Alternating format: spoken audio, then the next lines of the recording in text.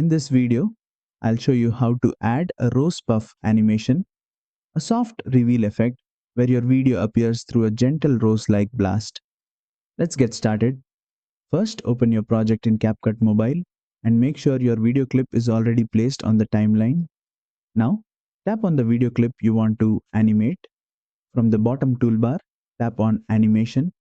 Next, switch to the In tab because this controls how the clip appears at the beginning.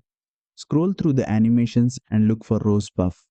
Once applied, you'll see the video revealed through a smooth rose style burst, giving a romantic and dreamy look.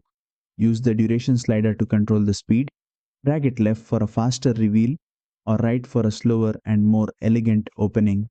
Preview the animation and adjust it to match the emotion of your video. And that's it. You've successfully added a rose puff reveal animation in CapCut Mobile. If this tutorial helped you, don't forget to like, share and subscribe for more fully detailed CapCut mobile animation tutorials.